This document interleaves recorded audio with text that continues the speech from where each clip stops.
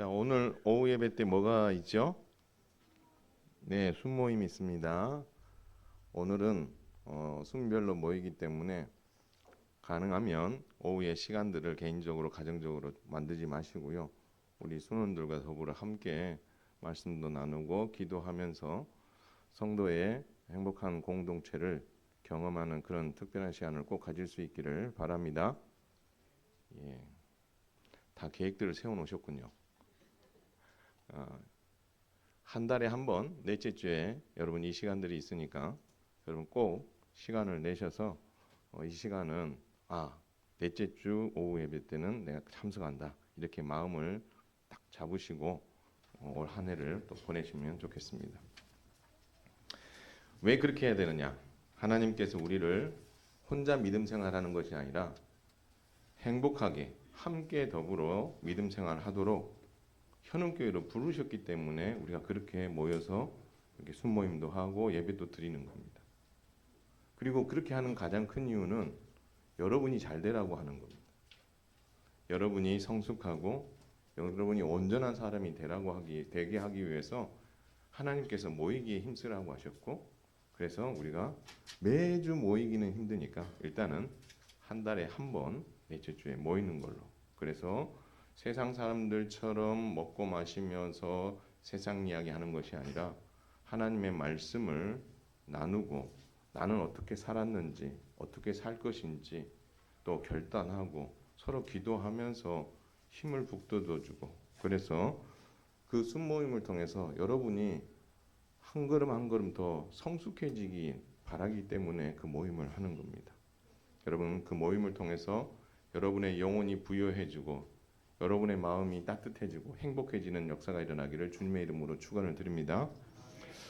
여러분 그렇게 순모임도 하시지만 또 더 나아가서 하나님께서 우리를 왜 만드셨는가, 창조의 목적을 따라서 정말 행복을 누리고 그리고 사명을 감당하는 일에 힘쓸 때 여러분 성숙해질 수 있고요. 여러분을 하나님 부르신 목적이 있는 거죠. 그 부르심의 목적을 상실해버리면 여러분 실족하게 되는데, 실족하지 않도록 부르심의 목적을 붙잡고 그 소망을 따라 살아갈 때 여러분은 성숙해질 수 있습니다. 지난 시간에 우리가 살폈던 것처럼 하나님께 온전히 맡기는 양보의 삶을 살았던 이삭처럼 하나님께 맡기며 살아가는 인생을 살아갈 때 여러분은 성숙해질 수 있다라는 사실을 꼭 믿으시고 그렇게 살아가는 우리 모두가 되기를 바랍니다. 그런데 중요한 것은요, 이 과정에서 우리는 두 가지를 숙지해야 됩니다. 하나는 뭐냐면 사람은 좋든 나쁘든 부모님을 포함해 누군가에게 영향을 주기도 하고 영향을 받고 산다라는 사실입니다. 두 번째는 사람이 변하긴 변하는데 성숙해지긴 성숙해지는데 쉽지 않다는 거예요. 그 속도가 느리다라는 거예요. 물론 아닌 경우도 있죠. 그래서 오늘 소개하는 이삭의 이 가정을 한번 들여다보면은 이삭은 양보하고 순종을 통해서 성숙한 삶을 살았던 인물입니다. 그러나 그도 들여다보면 연약한 점이 있었어요. 근데 이 야곱의 이 연약함이 자기 혼자만으로 끝나지 않더라는 겁니다. 이것이 온 가족에게 영향을 끼치고 그것이 정말 계속해서 이 관계가 더욱더 악화되어지는 그런 모습들, 그리고 이 좋지 않은 이 연약함들을 꺼내내는 이 과정에 많은 수고와 많은 시간들이 들여졌다라는 사실을 우리는 알 수가 있습니다. 그래서 오늘 본문이 27절에서 35, 27장에서 35장이라는 긴 영역을 다루게 되는 게 다른 게 아니에요. 이 야곱의 연약함이 어떻게 영향을 끼치고 있고 그것이 온전한 모습으로 자라가는데 얼마나 많은 수고와 시간들이 들였는지를 이 과정에서 우리는 충분히 살펴볼 수 있고 이것을 통해서 나도 그럴 수 있구나라는 것을 배울 수 있다라는 것입니다. 따라서 오늘은요, 성도는 내 생각이 아닌 하나님 중심으로 살 때 성숙해진다라는 주제로 하나님의 말씀을 나눠보도록 하겠습니다. 여러분, 창세기 27장에 들여다보면 이삭의 가족의 고질적인 문제가 있다라는 것이 공개적으로 드러나게 됩니다. 하나님께서는 이삭의 아내인 리브가 태중에 쌍둥이가 들어섰을 때에 부부에게 말씀합니다. 두 민족이 너의 태중에 있다. 근데 큰 자가 어린 자를 섬기게 될 것이다 라고 하나님 말씀합니다. 이것은 앞으로 이 리브가와 그리고 이삭이 이 자녀를 교육함에 있어서 중요한 믿음 교육의 중심에 있어야 될 내용이고, 그리고 절대 이것은 잊지 않고 마음에 새기고 가르쳐야 될 내용이었다는 사실을 우리 하나님께서는 그에게 말씀해 주신 거죠. 그러나 여러분, 성경을 읽다 보니까 이 이삭과 리브가가 제대로 믿음 교육을 못했던 것을 볼 수 있어요. 성경이 뭐라고 이야기했냐면 리브가와 그리고 이삭이 편애했다라고 이야기합니다. 어떻게 편애했냐면 아버지 이삭은 장남인 에서를 좋아했고 어머니 리브가는 야곱을 좋아한 거예요. 사랑한 거예요. 그래서 이 부부 사이에 그리고 자녀와의 관계 속에서 편가르기가 일어나게 된 겁니다. 그래서 이 부모인 이 이삭과 리브가가 가지고 있었던 이 연약함이 화근이 되어서 가정이 크게 둘로 쪼개어지고 어려움을 그때부터 겪게 되는 이야기가 쭉 기록되어 있는 거죠. 어느 날 이삭이 에서를 부릅니다. 그리고 한 가지를 명령합니다. 너 지금 나가서 사냥에 와서 사냥한 그 고기로 맛있는 요리를 내게 해줬으면 좋겠다. 그러면 내가 너를 그것을 먹고 기쁘게 내가 너에게 축복해 주겠다. 그렇게 이야기를 합니다. 여러분, 여기서 에서를 편애했었던 이삭의 모습을 보는데요. 이삭의 이 개인 감정에 치우친 명령, 이 명령이 크게 문제가 되는 게 뭐냐면 큰 자가 작은 자를 섬긴다라고 하나님께서 정하신 이 명령에 반대되는 결정을 하고 이 일을 진행하고 있다. 하나님의 언약이 아브라함, 이삭을 지나서 에서로 가는 게 아니라 어디로 간다는 거예요? 야곱으로 간다라고 하나님 정하셨는데 그것을 뭐하는 물꼬를 스스로 지금 틀어버리는 거죠. 근데 중요한 것은요, 이 이야기를 부인이었던 리브가가 엿듣고 있다가 이 문제를 해결해 나가는 과정을 들여다보면 이 과정 역시도 문제가 있는 거죠. 돕는 배필이라고 했습니다. 그렇다면 남편인 이삭이 하나님께서 주신 말씀의 근거에서 이 문제를 지금 풀어가고 있지 않다는 것을 알고 있다면 뭘 해야 됩니까? 여보, 그건 아닙니다. 그건 하나님께서 우리의 부부에게 주신 말씀에 근거했을 때 그건 아닙니다. 라고 어떻게 해요? 아니다라고, 노라고 이야기를 했어야 되는 거죠. 야곱이 이 편애함으로 말미암아 이 개인 감정을 숨기지 못하고 이 에서에게 이 복을 물려주려고 했었던 이 잘못된 행동에 대해서 제재하기보다는 오히려 앞장서서 동생인 야곱을 어떻게 부추기는 거죠. 그래서 이 에서에게 이 축복을 주려는 이 이삭의 이 잘못된 행동을 제재하고 바르게 잡기보다는 자기는 또 자기 방식대로 이 문제를 풀어가고 있는 어처구니 없는 일들이 일어나고 있다라는 거죠. 어머니가 야, 그럼 우리는 우리 방법대로 이 문제를 해결하자라고 했을 때에 야곱도 적지 않게 당황했겠죠. 그러나 야곱도 이 사실을 알고 있다면 뭐라고 해야 돼요? 어머니, 그건 아닌 것 같아요. 하나님께서 주신 말씀이 있기 때문에 아버지를 설득하여서 바른 길로 선택할 수 있도록 도와주는 게 맞지 않습니까? 라고 이야기를 하는데 야곱은 당황했지만 내심 쉽지는 않았습니다. 왜요? 자기 본심은 따로 있었기 때문에. 이미 앞서서 야곱은 팥죽한 것으로 에서의 그 장자의 명분을 빼앗은 바가 있습니다. 이 말은 여기에 관심이 있다는 거죠. 저거 내가 갖고 싶다는 거죠. 근데 이번에 기회가 온 거예요.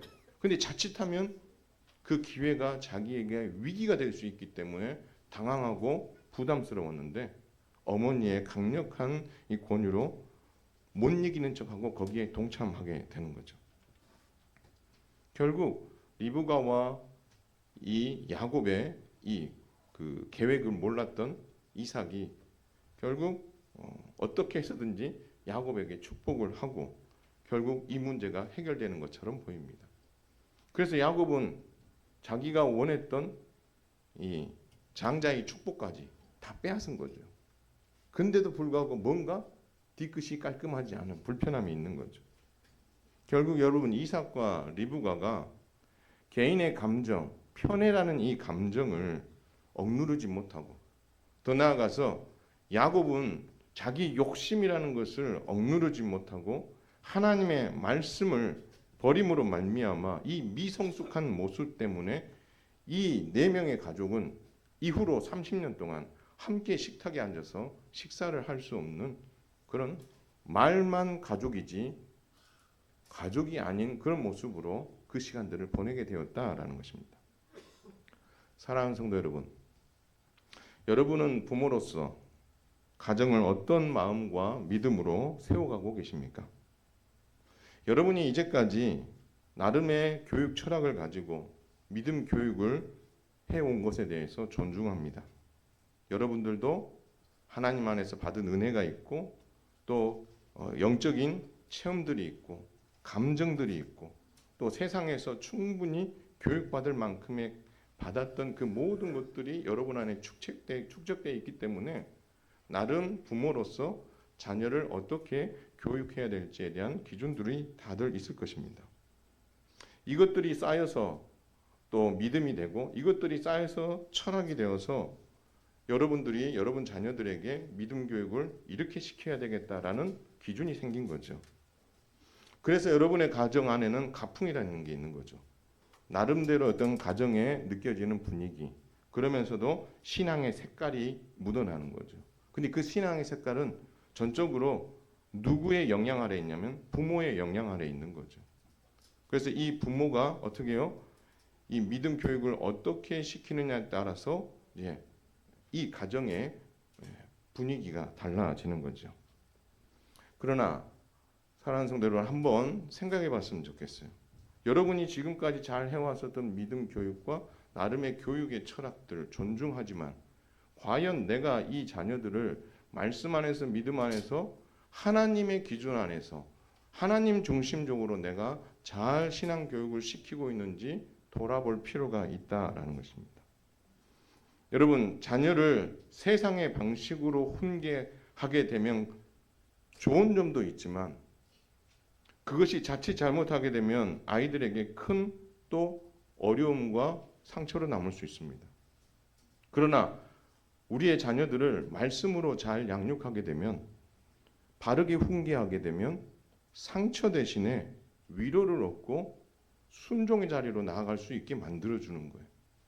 자칫 세상의 방식으로 하게 되면 좋은 것도 많지만 하나님 없이 우리가 훈계하고 하나님 없이 그들을 지도하게 되면 그들은 하나님 안에서 자유함을 못 누리고 하나님 안에서 내가 어떻게 신앙생활을 하고 왜 이렇게 하면 안 되는지에 대한 정당한 근거를 알지 못하기 때문에 그들은 온전한 성도로 자랄 수 없다라는 것입니다.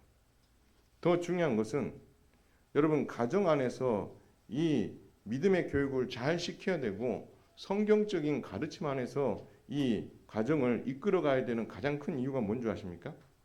또 하나의 이유는 담임 목사인 저를 통해서 그리고 교회를 통해서 주일학교를 통해서 우리 아이들이 하나님의 말씀을 배웁니다.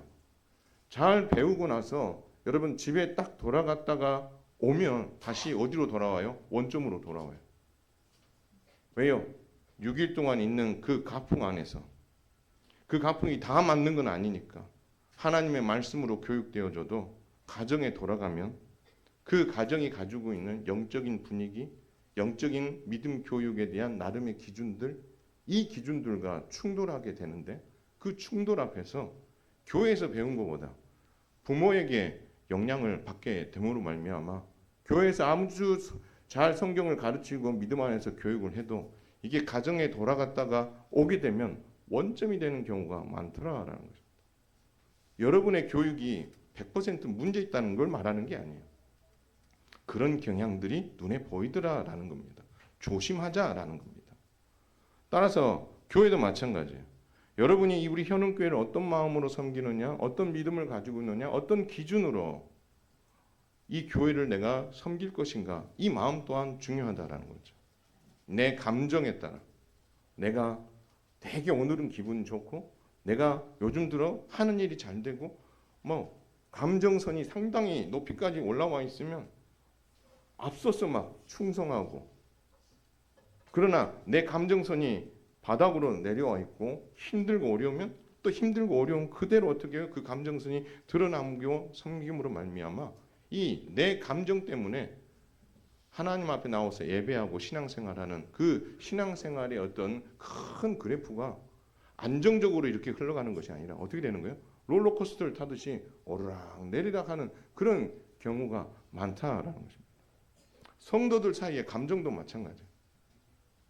서로 마음 맞은 사람들도 있어요. 그러면 마음이 안 맞은 사람들도 있어요. 그러면 우리가 그런 것들을 바라보면서 어떻게 생각합니까? 우리가 마음 맞는 사람들끼리 있으면서는 어떻게 해요? 그들의 연약함과 실수가 보이면 그냥 다 덮어줘요. 그런데 마음이 불편한 사람이 뭔가를 잘못하게 되면 이거는 완전히 공론화하고 시끄러워지는 어떤 이슈가 되는 거죠. 어떤 감정으로 여러분 교회를 섬기냐? 어떤 감정으로 성도를 섬기느냐? 전자냐 후자냐? 여러분 우리가 있잖아요. 이러한 부분들에 대해서 생각해 봐야 되는 게, 그렇게 되면 결국 그것이 내 감정을 잘못 소화시킴으로 인해서 교회 공동체를 어떻게 해요? 어지럽힐 수도 있는 거고, 그렇게 되면 나만 힘든 게 아니고요. 상대도 힘든 거고, 같이 어떻게 해요? 신앙 안에서 롤러코스터를 타는 거예요. 얼마나 힘들어 보이겠습니까? 그것만이 아니에요. 나름 자신이 가지고 있는 깊은 성경적 지식이나 이런 어떤 믿음 생활의 연륜이나 이런 것들이 있을 수 있어요. 여러분, 그러한 것들이 여러분 마음 안에 딱 가지고 있으면서 이것은 내 철옹성과 같은 거다. 내가 이것은 어떤 일이 있어도 내가 누구한테도 내가 내어줄 수 없는 나만의 철학이고 내가 맞다라고 생각하는 그 순간 여러분 하나님의 은혜가 여러분 안에 임할 수가 없습니다. 그 말씀을 수용할 수 있는 여유가 없어요. 내가 무엇이 잘못되었는지를 볼 수 있는 눈이 띄어지지 않거든요. 여유가 없거든요. 그것으로 빡빡하게 채워 있으니까 내 자신을 살펴볼 수 없는, 여러분 어떤 좁은 틈에 딱 들어갔을 때에 거기에 내가 갇혀 있어요. 막 뭐가 움직이고 싶어도 움직여져요? 안 움직여져요. 그거하고 똑같은 거예요. 내 안에 딱 갇혀 있으면요 절대 나를 볼 수 없어요. 조금 넓은 곳에 나와서 여유가 있을 때 내 옷차림이 어떤지, 그리고 어디 뭐가 묻지 않았는지 이런 것도 어떻게 볼 수 있는 여유가 생기면서 자기 반성이 있으면서 성숙해질 수 있는 틈이 생기는데, 자기가 딱 맞다고 자기 틀 안에 딱 갇혀 있으면 절대 여기서 나올 수 없고, 그렇게 되면 어떻게 해요? 함께 믿음 생활하는 성도들과 더불어 행복해질 수 없다라는 것입니다. 따라서 여러분이 가정을 자기 중심적으로 자기 경험으로, 교회를 감정과 그리고 적은 지식과 그 고집으로 섬기는 것이 바람직하지 못할 뿐만 아니라, 이것이 바람직하지 못한 또 하나의 이유가 있다면 한번 따라서 해봅시다. 나의 기도를 막는다. 내가 하나님 앞에 나와서 기도해도요, 이러한 것들로 여러분들이 딱 가득 차 있으면 기도가 막혀요. 여러분 기도가 안 되시는 분들이 있습니까? 기도는 하고 싶은데 기도의 자리에 기도하러 나오라고 해서 저녁 기도에 나오라 이 말을 하는 게 아니고요. 여러분들 나오면 더 좋고, 여러분들이 기도는 해야 되겠다는 건 아는데 기도의 자리에 나아가지 못하고 그냥 답답한 경우가 있어요. 이 문제를 해결하긴 해야 되는데 어떻게 해결해야 될지 모르고 답답해하는 경우가 있어요. 이 영적인 답답함에서 헤어나오지 못하는 이유는 바로 앞선 경우가 우리의 안에 가득 차 있을 때에 여러분 그 답답함에서 헤어나올 수 없습니다. 이것을 풀지 않으면 영적인 호흡이 곤란해지고 무기력해지고 답답해져요. 이것은 누구나 동일합니다. 목사인 저도 마찬가지고. 그래서 이런 자기애와 자기가 맞다 어떤 그런 감정선과 자기가 맞다는 어떤 그 틀 안에 여러분 딱 갇혀 있게 되면 저와 여러분은요 숨 쉴 수가 없어요. 하나님 앞에 나아가도 그 답답함을 해결할 수가 없고 나아가려고 하지도 않고요. 내 생각을 돌아볼 여유도 없고요.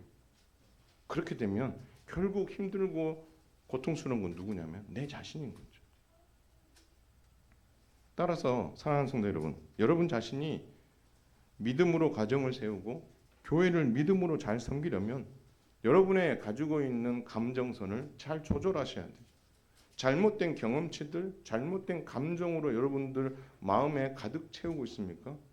그것들을요 쓰레기통에 버려야 돼요. 그 감정의 덫에서 나와야 된다는 말이에요. 계속 그 감정의 덫에 딱 잡혀 있어가지고 거기서 나오지 못하면 결국 손해를 보는 건 누구예요? 영적인 피를 흘리게 되고 그것으로 인해 호흡이 가파지고 그럼으로 인해서 답답해하고 죽을 것 같은 그런 상황에 놓이는 건 옆에 있는 사람이 아니라 이 하나님의 말씀이 아닌 감정과 개인적인 어떤 그런 역량 아래 갇혀 있는 그 사람은 그 답답함에서 벗어날 수 없기 때문에 우리가 해야 될 일은 그러한 감정선에서 벗어나는 거고 그 감정의 덫에서 빠져나와야 된다라는 거죠. 이것을 비우지 않으면요 하나님의 말씀이 여러분의 심령 가운데 절대 역사할 수 없습니다. 한번 따라서 합시다. 내 마음을 잘 정리하자. 여러분 마음을 잘 돌아보세요. 내가 어떤 마음으로 어떤 개인적인 취향으로 그리고 철학으로 하나님의 교회와 가정을 섬기고 있나. 돌아볼 여유가 없이 내가 다 맞다라고 생각하고 있다면 그 사람은 문제인 거예요. 내가 다 맞다라고 생각하는 사람은 그 사람은 문제입니다. 그러나 내가 부족하다는 걸 알고 여유가 있고 나를 돌아볼 수 있는 사람은 건강하게 다시 설 수 있는 사람입니다. 저와 여러분들이 그런 영적인 어떤 답답함에서 벗어날 수 있게 되기를 주님의 이름으로 축원을 드립니다. 여러분이 괜한 그 감정선에 그 덫에 걸려서 거기서 빠져나오지 못하고 허덕이는 것이 아니라 그것을 과감하게 끊어버리고 거기서 나오고 그 감정선을 정리하고 하나님의 말씀 앞에서 그 부분들을 해결하지 않으면 여러분은 절대 그 감정선에서 정말 벗어나지 못함으로 여러분은 성숙을 기대할 수 없을 뿐만 아니라 제일 힘든 것은 여러분이 힘든 거예요. 그래서 성숙한 성도, 성숙한 가정, 성숙한 교회는 바로 이 모든 것들을 버리는 데서부터 시작하고 버리기만 하면 되는 게 아니죠. 버리고 나서 그 안에 뭘 해야 돼? 그 빈 공간에 채워야 돼요. 뭘 채워요? 하나님의 말씀으로 채워야 돼요. 그래서 자꾸 하나님의 말씀을 채우면서 여러분이 가지고 있는 감정선을 계속해서 밀어내야 되는 거예요.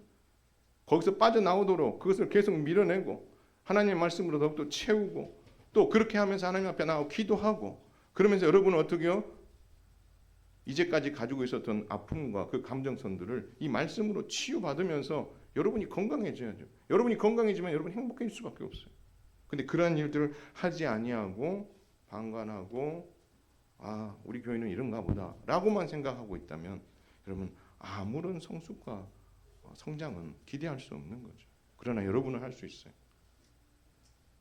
70년의 시간 동안 이 교회가 올 수 있었던 건 그런 역량이 있기 때문에 온 것이라고 하면 여러분도 그 역량을 감당함으로 말미암아 하나님이 기뻐하시는 성숙한 성도로 한 걸음 더 나아갈 수 있게 되기를 주님의 이름으로 축원을 드립니다.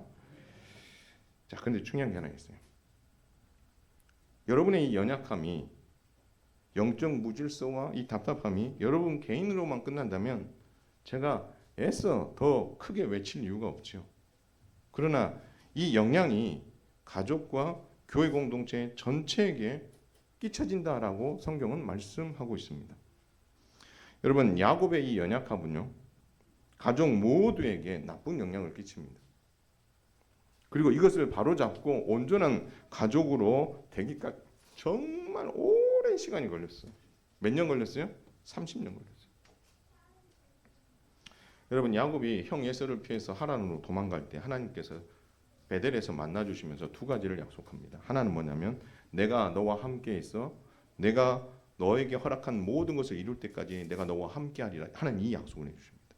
임마누엘을 약속하십니다.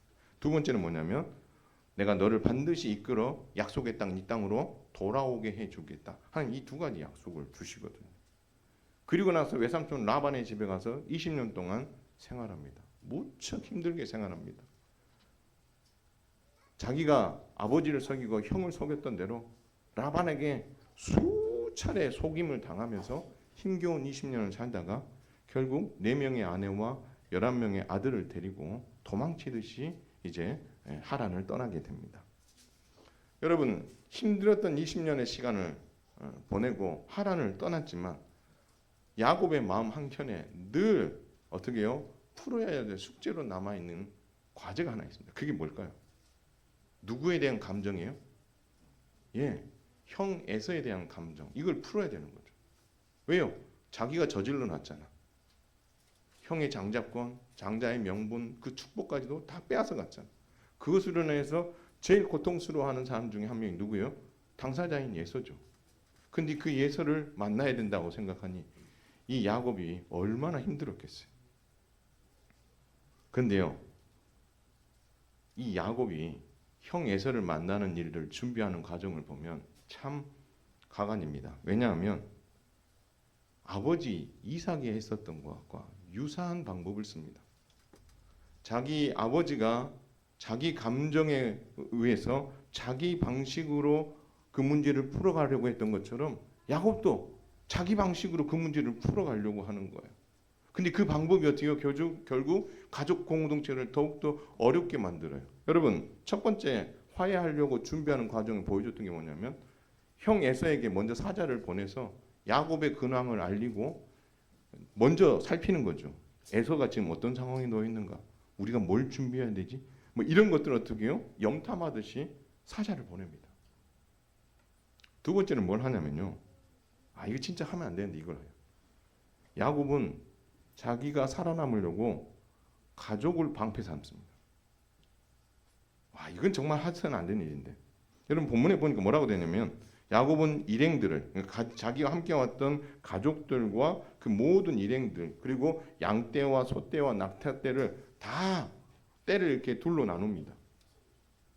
그래서 한 떼를 야곱이 와서 에서가 와서 공격해서 이 한 떼가 공격을 당하면 나머지 한 떼를 데리고 어떻게 하겠다는 거예요? 도망가겠다는 거예요. 살겠다는 거죠.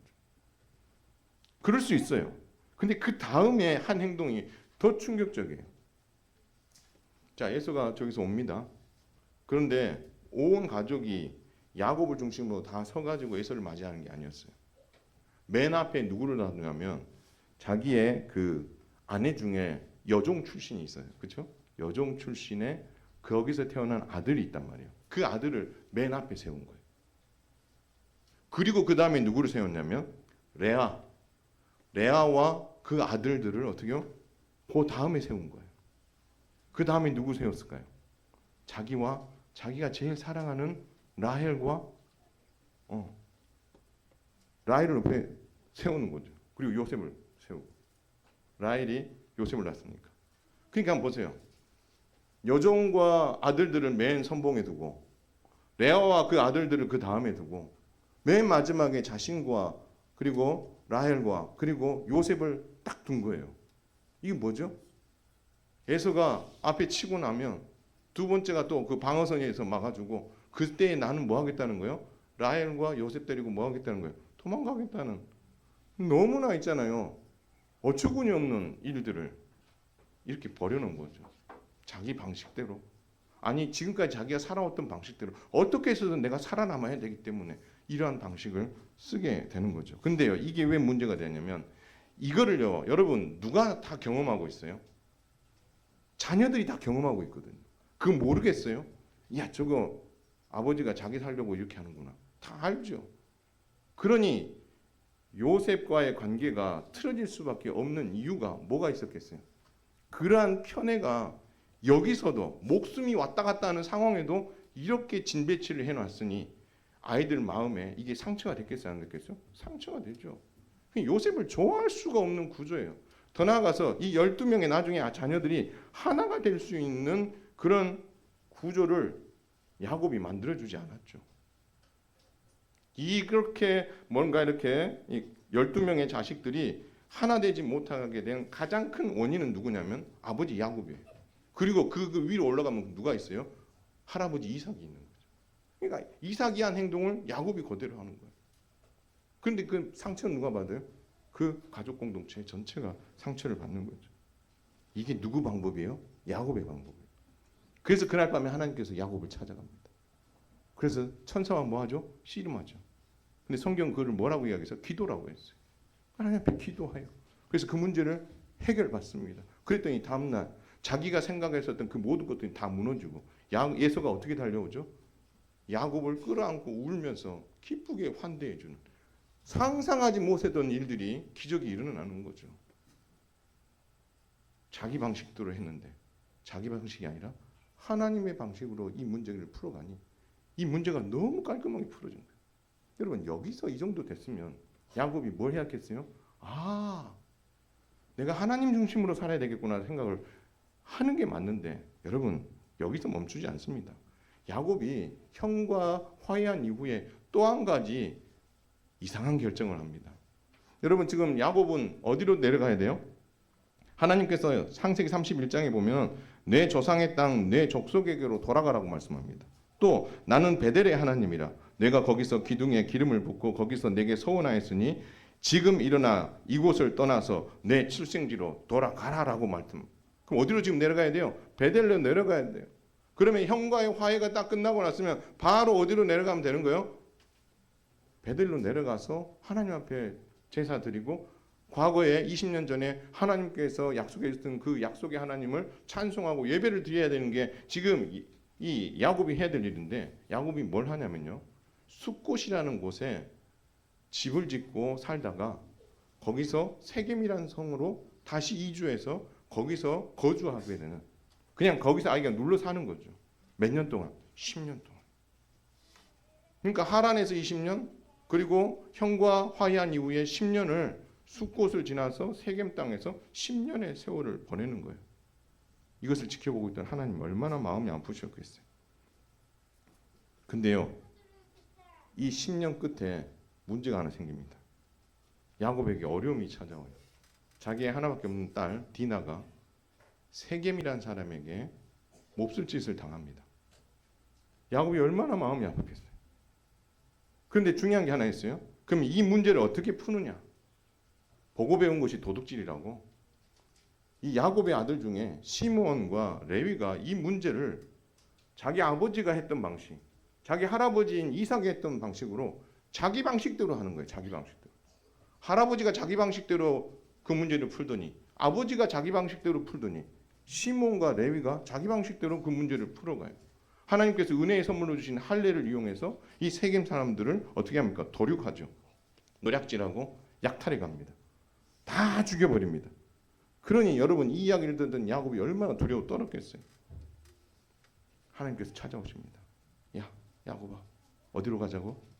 베델로 가자. 이 말은 뭐예요? 야, 내가 너를 베델로 오라고 그랬잖아. 왜 안 왔어?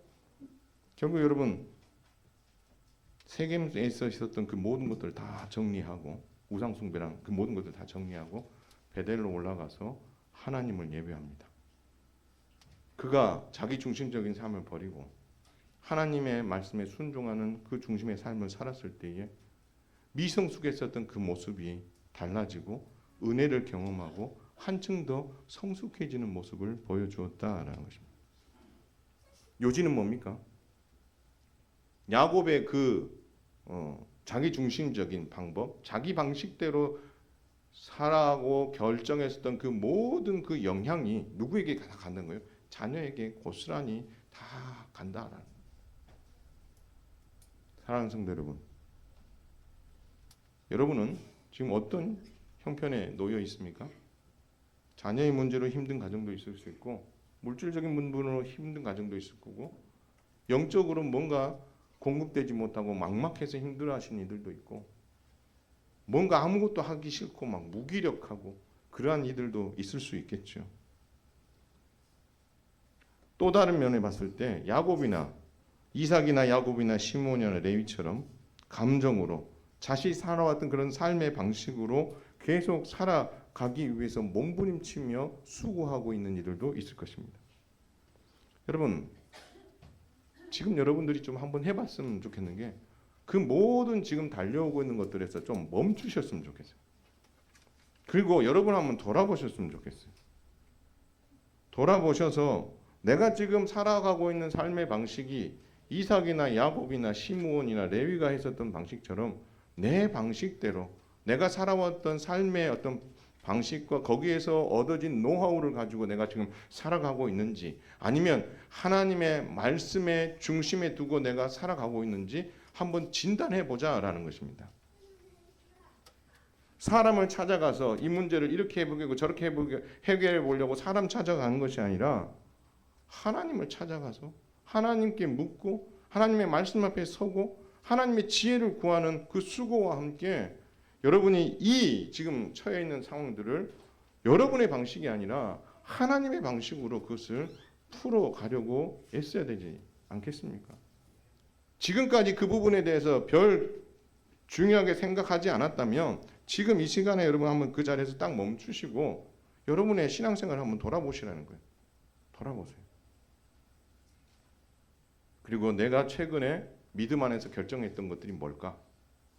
내게 찾아온 그 중요한 일들 앞에서 나는 어떤 방식으로 선택했지?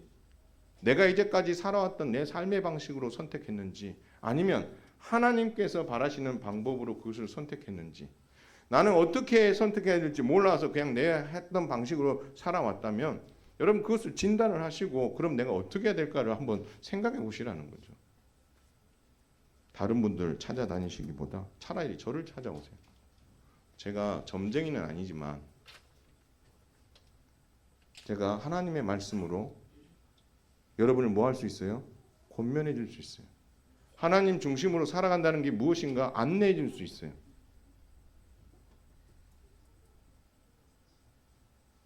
사람을 만나서 이야기하게 되면은요, 그 안에서 물론 하나님의 지혜를 또 따라서 좋은 어떤 조언을 얻을 수도 있지만 가장 좋은 것은 하나님의 말씀이고요.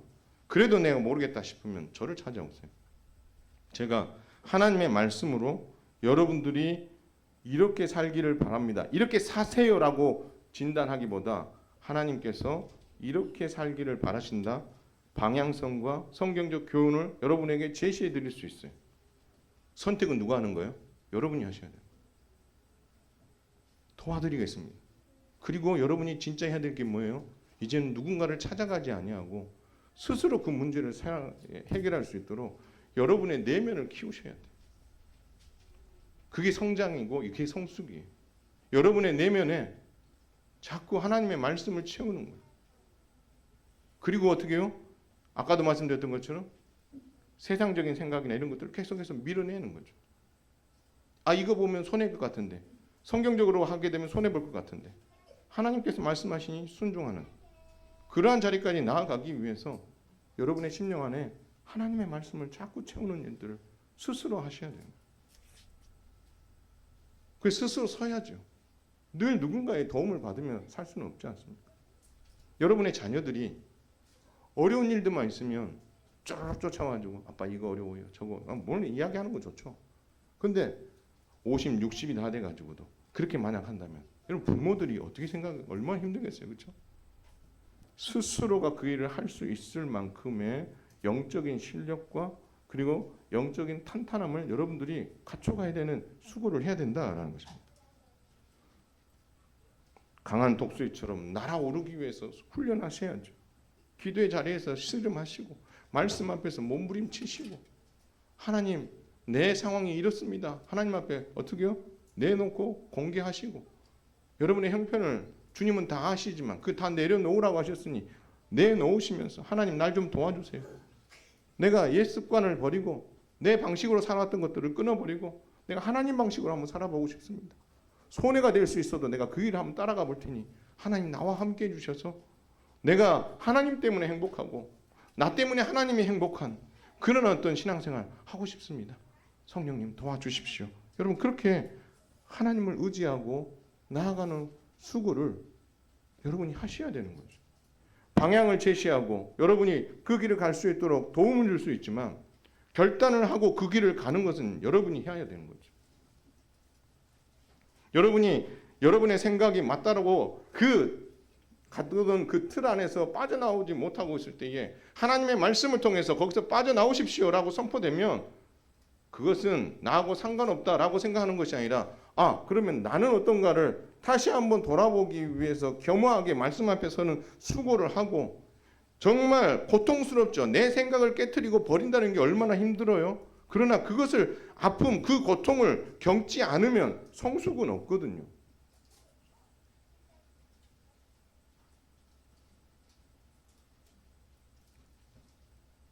저를 봐도 그런 것 같아요. 참 사람이 안 변해요. 변하려고 애를 쓰죠. 그러면 어떻게 해요? 그 관련된 문제를 여러 차례 부딪혀요. 그러면 똑같이 그 짓을 하고 있어요. 그리고 돌아오면 어떻게 해요? 속상해요. 내가 이 문제 이렇게 하면 안 되는데. 그래서 어떻게 합니까? 나 때문에 우리 가족이 힘든 일들도 있거든요. 그럼 그것 때문에 제가 힘든 거죠. 하나님 왜 저에게는 좀 이런 성품, 이런 어떤 좋은 면을 저런 사람들이 가지고 있는 좋은 것들이 저한테 있더라면 이 부분들이 좀 더 유연하게 문제가 잘 풀어질 수 있었을 텐데 왜 저런 부분들이 저에게 없을까요? 저는 그렇게 생각을 할 때가 많았어요. 근데요, 그게 아니더라고요. 내가 하나님 앞에서 구하고 내가 하나님 앞에서 나의 연약함을 내려놓으면서 하나님 내가 성장하고 싶습니다. 내가 여기서 더 날아오르고 싶습니다. 하나님 나를 좀 도와주세요. 내가 내 방식대로 하려고 하는 그 생각들을 내가 버리고 싶습니다.